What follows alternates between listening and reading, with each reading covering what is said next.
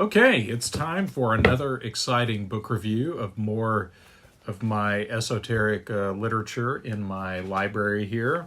I could probably spend my remaining time on this planet going through these books because I will admit I do have a bit of a book problem. So tonight's review is Underground Bases and Tunnels. What is the Government Trying to Hide? By Richard Sauder, PhD. So, great book by Richard Sauder, PhD.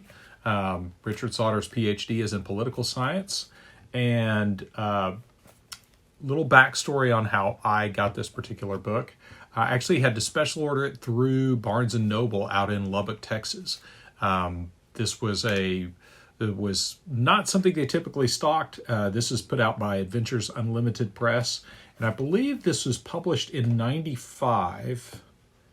Yep, copyright 95. I got my copy in, and I actually have a couple of copies of this because my original is pretty worn out. So I got an extra copy to have on hand. And I always like to, as I've mentioned before, I always like to have some of these books, especially ones I like to keep handy with me when I'm traveling. I like to dog ear these and put notes in them and whatnot. And so I like to have a nice copy for my library. So hence the extra nice. This is my spiffy version.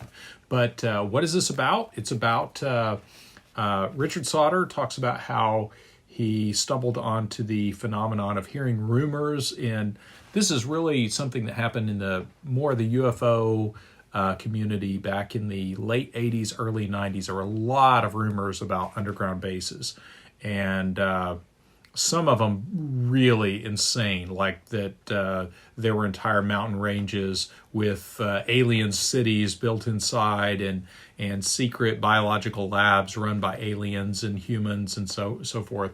So Mr. Sauder set out to find out if there's anything to some of these rumors, because at first, as he explains in his book, he dismissed a lot of this as just really crazy rantings of some of the more paranoid elements in the UFO community. But in this book, he takes a very agnostic position towards the subject of UFOs and aliens, and he really just gets after, okay, what's underground, what's happening. And through his experience as a political scientist, he, using his PhD credentials here, he really digs into a lot of official documents to find a lot of fascinating stuff. One of the things he goes into is patent searches for exotic tunneling technology. Some of that is really surprising in here, and finds out that there's some pretty exotic patents for tunneling technology that date back as far as the late 60s, early 70s. So such as nuclear tunneling that actually allegedly can melt rock. So in this, he has a copy of the patent for that particular device. So, and here it is on page, well, taking me longer to get to it than I thought. Here we go. On page, yep. Yeah, unfortunately, this is illustration 39 in the middle of his book. He has the patent for a nuclear tunnel boring device. And very interesting stuff. In fact, here's another view of it.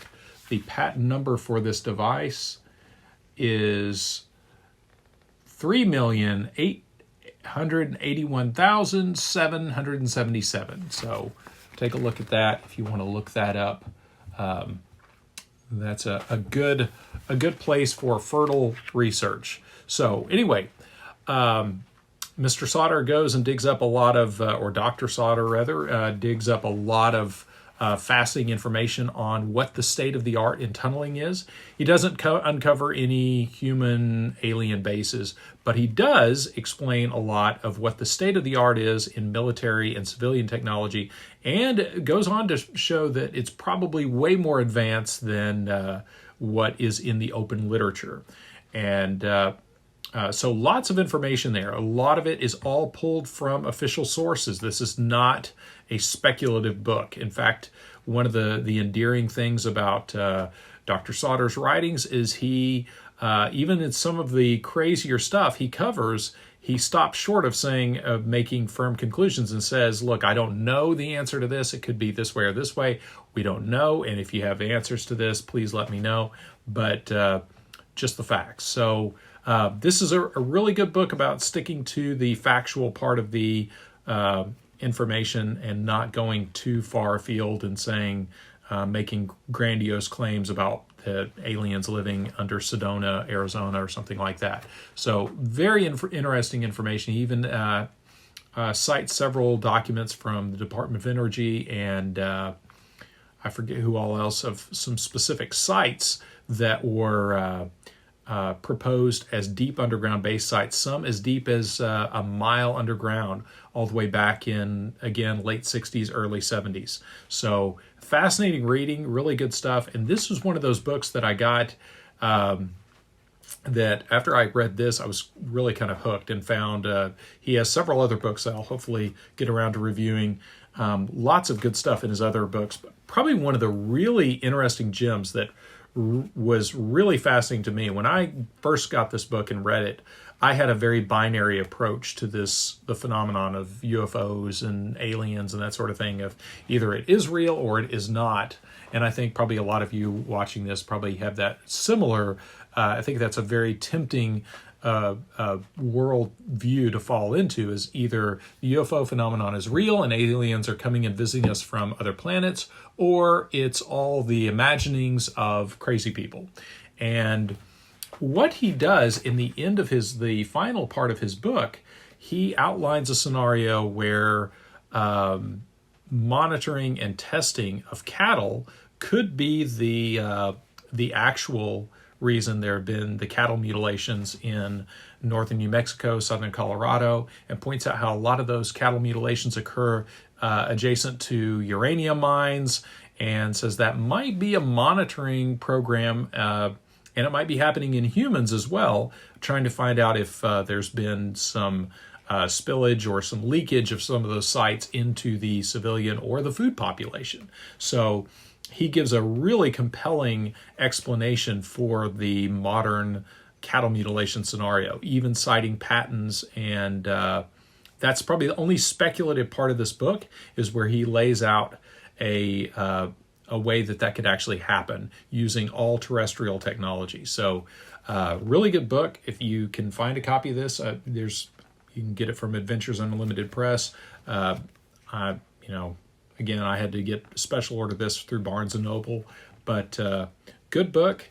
And I always keep this with me when I'm traveling through New Mexico, because it lists a lot of known military sites as well as speculative sites where something could be. So anyway, good travel literature if you're traveling through the Southwest. Fun book to have handy.